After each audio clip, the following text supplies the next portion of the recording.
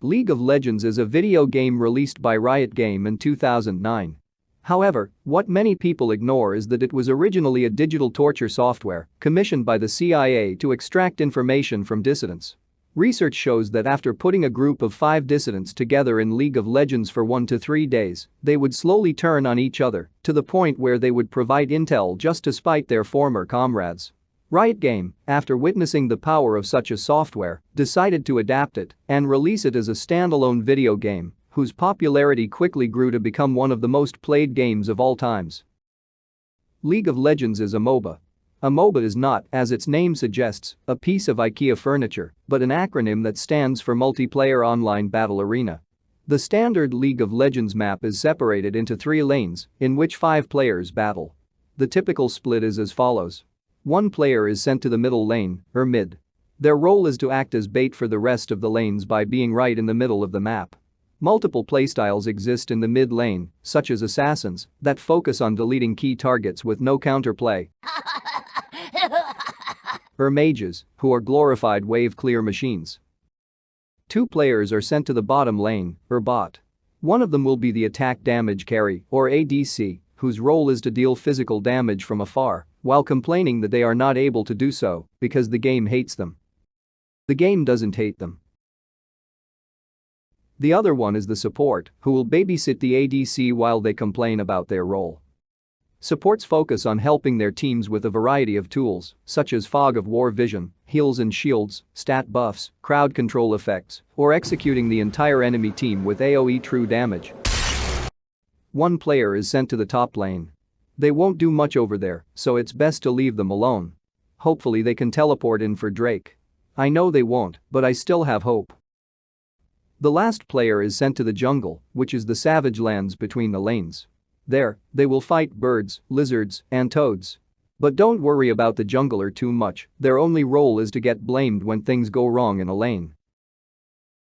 And so these 5 merry companions will unite their strength and face off 5 other players. But what are the reasons behind that fight, you're asking?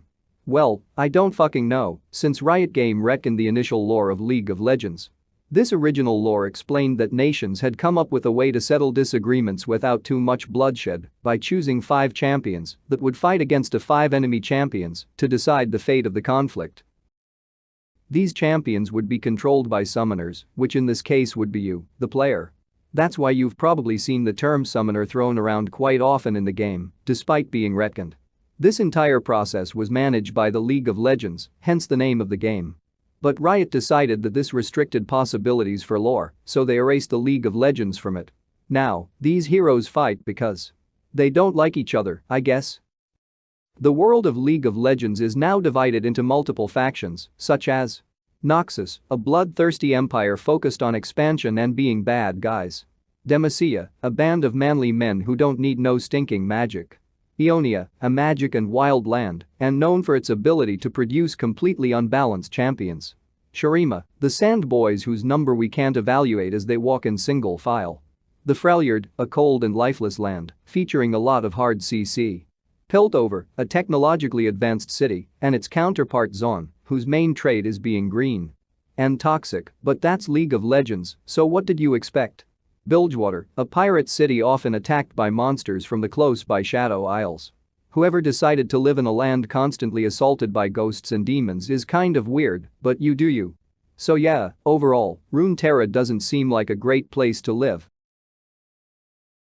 Gameplay-wise, League of Legends gives you control of one of these characters with their own unique, or not, skills, and lets you purchase items that will enhance your stats and grant you special effects.